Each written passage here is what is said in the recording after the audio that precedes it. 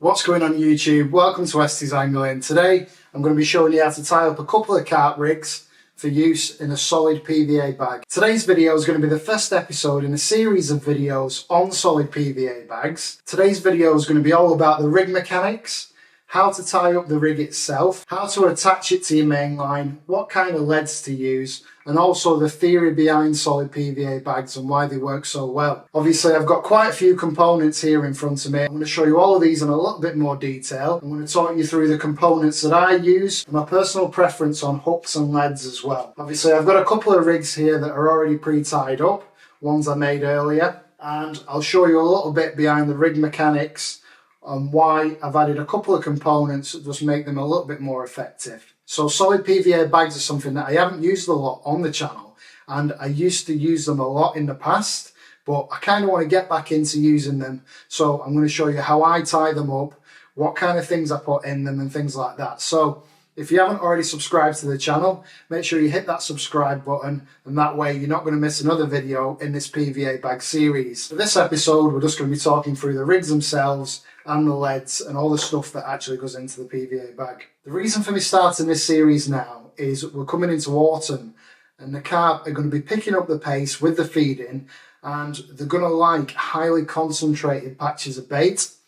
And how it works is it's very similar to a method feeder. The carp will come in, feeding on all the loose offerings, this mound of bait. You can imagine that your PVA bag's dissolved and it's left a very tight mound of bait around your hook bait. They're not even going to be thinking about your hook bait. So the carp will come in, they'll start sucking and blowing all that bait around, and they'll obviously take your hook bait in. So PVA bag hook lengths are designed to be very short because you're not giving the carp enough time to eject that rig.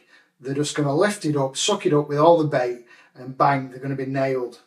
So it can be a very effective tactic in the autumn and even in winter as well, where the carp aren't moving around a lot. So you've got a nice tight pile of bait there and you're not overfeeding as well.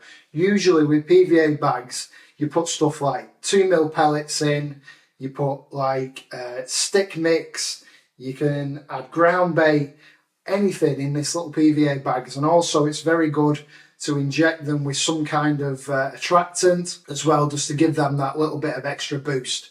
But we'll talk more about that in the next episode. Right, so let's get into it. I'm going to show you what components you're going to need to tie these rigs up yourself at home.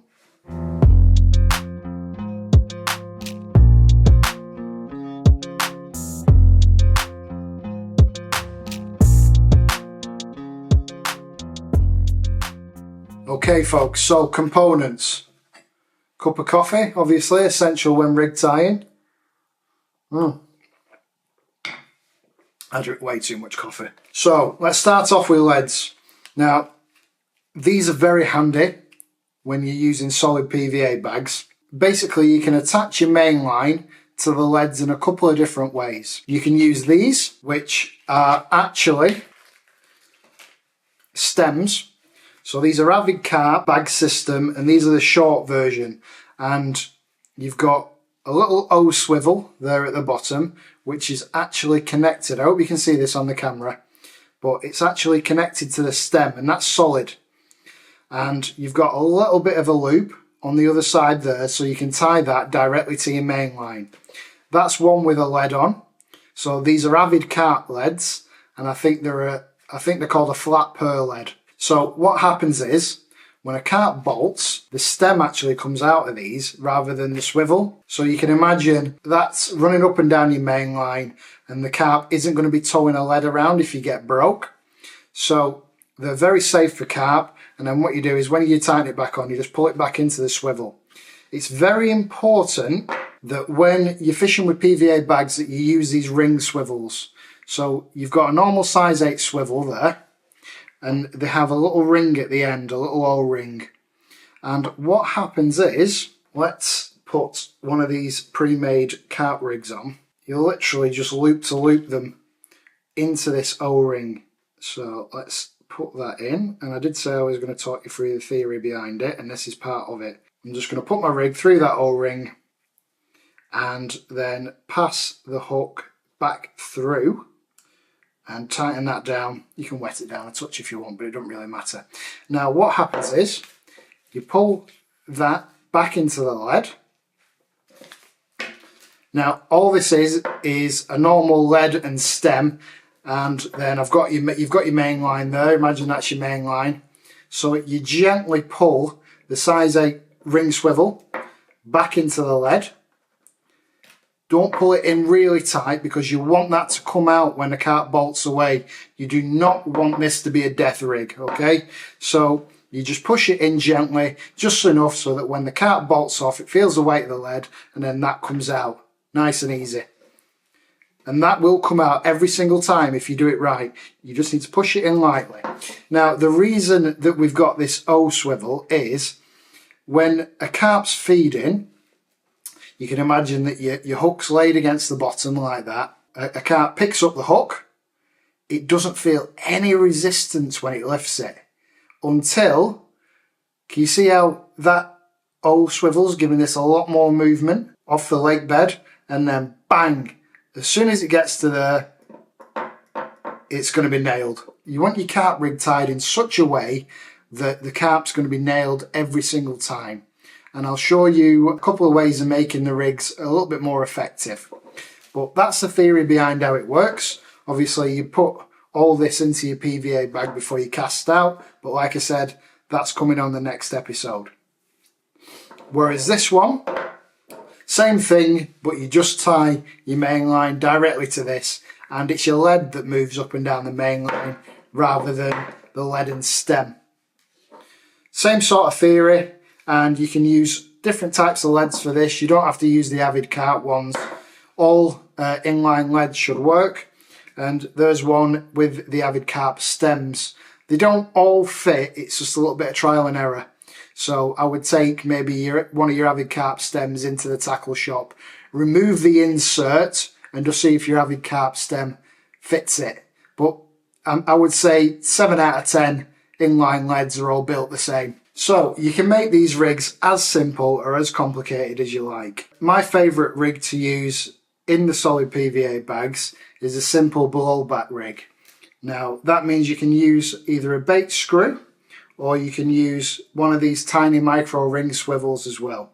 So you can use either or of those components. One of the most crucial components of a solid PVA bag would be the type of line that you use. Mono isn't very effective in a solid PVA bag unless it's very light. The reason being is you want a nice supple hook link material. I like ESP Camo Sink Link. This is gravel brown.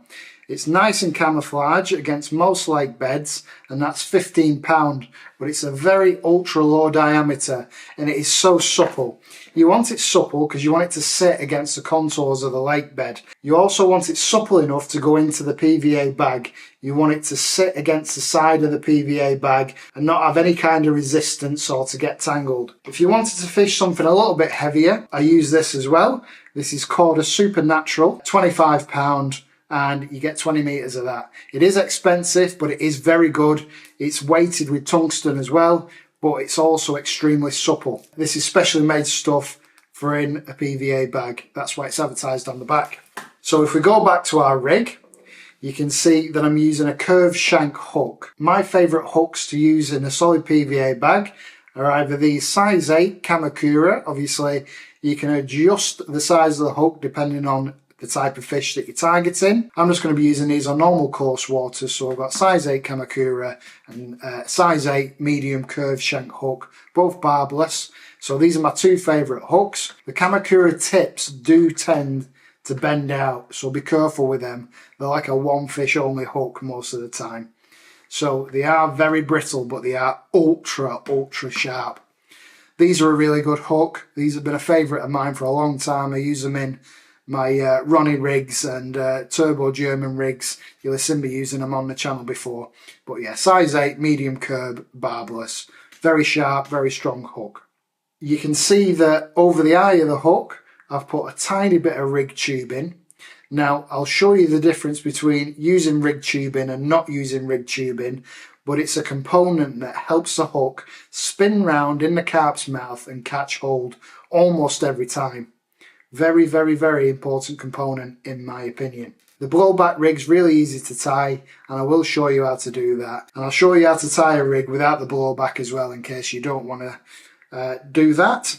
It is easier to tie without the blowback. But once you do it a couple of times, it's nice and easy. To tie the other rig, you will need a couple of hook beads. These just stop your bait screw or your micro ring swivel coming off. Loads of different manufacturers do these. I've just got cheap eBay ones here. They're literally just a tiny little rubber bead that goes over the shank of the hook. I'll show you a little bit closer when we're tying the rigs themselves. If you're wondering what kind of shrink tubing to use, this is 1.5 mil. Okay, and that's in green, but you can get it in loads of different colours. I've got on red shrink tubing. Obviously, if you use red, it looks a bit like a maggot. So there you go. You can also use kickers as well if you don't want to use rig tubing. Loads of different ways to skin a cat, but this is just my way. Right, okay, so I'm going to tie the rig up with you, but first I'm just going to show you a closer look at the rig that's already made, so you know what we're trying to achieve. Okay folks, so let's take a closer look at the rig. I am holding the camera, so I'm sorry if it's a little bit shaky, but you've got your O-ring swivel there. This is tied with a figure of 8 loop knot. We want quite a large loop in these rigs, because obviously to attach it you've got to get all the loop back through, so you need to make quite a large loop. And then we've got our shrink tube in there just to give the hook a more aggressive angle, and so it spins around. And then we've got our D-rig, which I'll show you how to tie. Very similar to tying a hair rig, and then we just whip that on with a knotless knot. Our bait screw there, which has got a little micro swivel there just to give it a little bit more movement left and right. But if you don't want to use that, you can use one of these micro ring swivels as well. Either or, it doesn't matter, whichever you prefer. But just bear in mind, if you use the micro ring swivel, you are going to have to attach your hook bait with bait floss. A couple of extra bits and pieces that you're going to need. Really sharp scissors for cutting braid, and a lighter as well, just to melt down our tag ends. Okay, so I think it's about time we got into tying the rig. So I'm going to take off, I don't know, about 30 centimetres of this braid. Doesn't really matter. Scissors are getting a little bit blunt for braid, but it'd be right. So nice thin diameter, really supple braid there. I'm going to get one of our hooks, one of our Fox medium curve.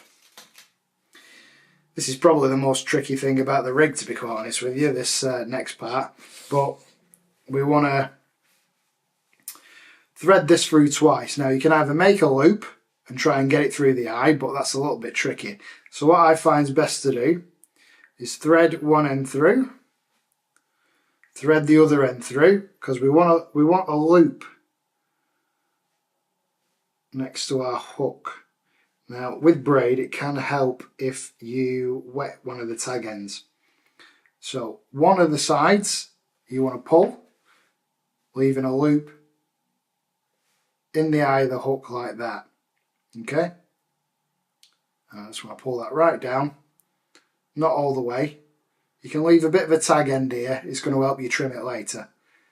Then you want to trap that loop against the shank of the hook. And what makes it easier at this point is if you just wet it to seal them two sides together a bit and just make it a little bit easier to work with. So you can see we've got our rig there, we've got a bit of a tag end, and then we've got a loop next to the shank of the hook. So I'm going to pop that down for a second. We're now going to take our micro ring swivel and we're going to just thread the large ring down that loop. Now we want to take the loop, push the hook through it, and make sure that it goes round under the point of the hook like that. So there you can see we've got our micro swivel trapped against the shank of the hook. Now what we want to do is we want to make that loop smaller, because if it's too big then obviously swivel could come off, your hook bait could come off. So we want that fairly tight against the shank of the hook. Also you don't want it trapped against the shank, you want it to have movement, because what's going to happen is when a carp sucks in the bait and the hook catches hold, you want this to move back out the way. That gives the hook all that space to catch hold, and it's going to go deep into the carp's mouth. It's going to stop the carp ejecting the hook. And also it helps reset itself. If carp are sucking and blowing around the area, you want your hook bait to reset every single time. That's just long enough of a loop that we've got a little bit of movement, and it's about in line with a point or where the barb would be on the hook on the opposite side. So about there. But at the same time, it's not long enough that you're going to be able to pull that micro ring swivel off the point of the hook. Now we want to turn the hook round in our fingers. We want to squeeze that tight so that the length of that D-rig isn't going to change. Then we want to start tying a knotless knot around the shank of the hook. You want to check where the welded side is on the hook and wrap away from yourself. So 1, 2, 3, nice and tight, 4, 5, 6, 7. 7's enough. And then I go back round once, trap it against the shank of the hook with my finger, the line, wet the tag end, and we want to go back through. Now this is easier with bigger hooks. These are a size 8. Back through the eye of the hook, and you want to pull that tight. So just wet that with your fingers and pull it tight, and that'll trap that D-rig in the right position. So there you go. That D-rig's not going anywhere. That's the hardest part of the rig, guys, tied. So we're going to trim that tag end. You don't need to trim it mega close because we are going to cover this with shrink tubing anyway. But just makes it a little bit neater. And then what I usually do is be very careful here. Do not burn the braid because that'll just ruin the rig. But I just gently blob the tag end of that braid. And there we go. That's a nice, neat slip D-rig.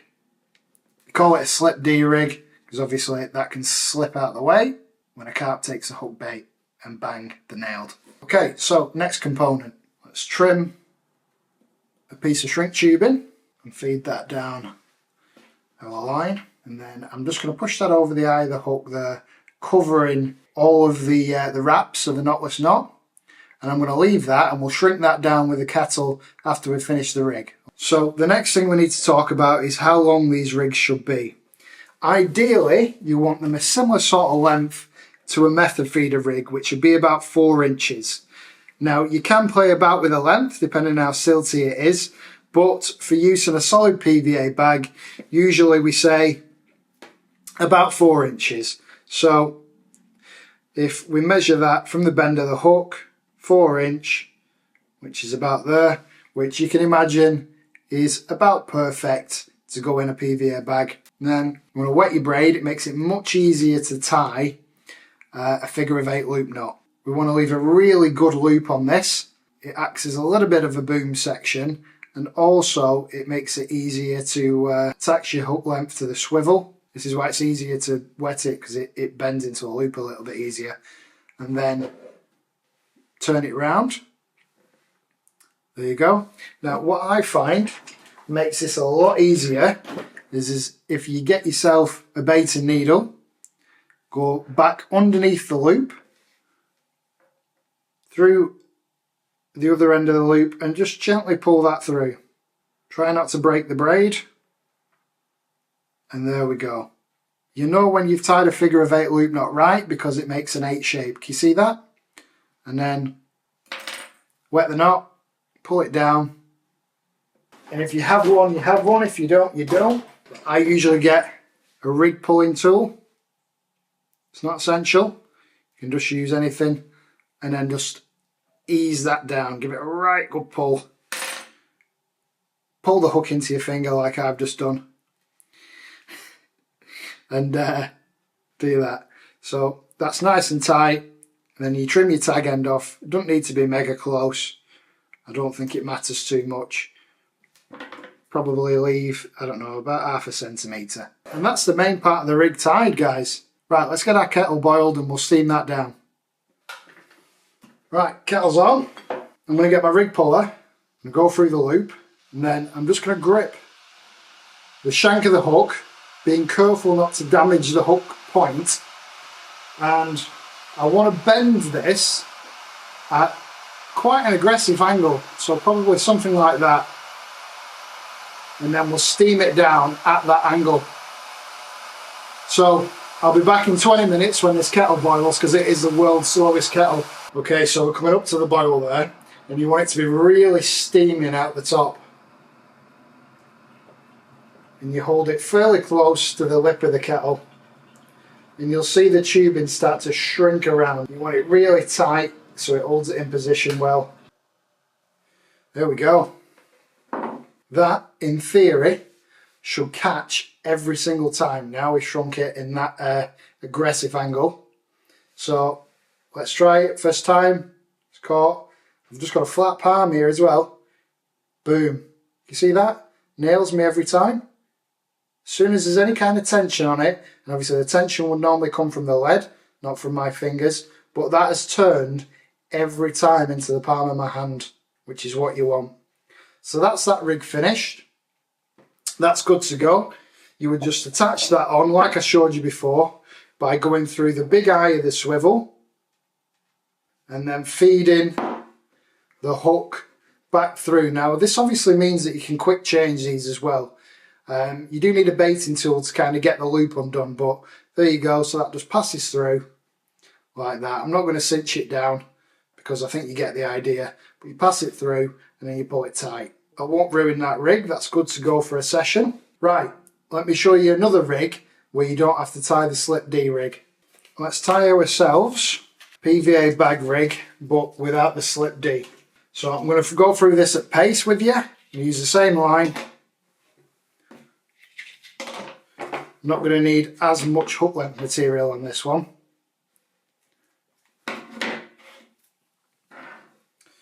And all I'm going to do is tie a knotless knot as if I'm tying a hair rig. So pass that through the back of the eye, whip away from myself and back over once, whip my tag end, pass it through the eye of the hook, wet the whole knot and then pull it tight. And then I'm going to go about 4 inch again, wet it. You don't have to be a precise art, guys. And then put my loop over the top of the other loop, back round, tie a figure of 8 loop now. Baiting tool through the loop, and then back through, letting it down. Trim the tag end. Make sure you do trim the tag end and not the rig itself. I've done that a few times. Right, then very, very simply, we're going to take one of our little hook screws. We're going to feed that over the point of the hook. Then we're going to put one of our little rubber hook beads, hook stops, whatever you want to call them, over the point of the hook.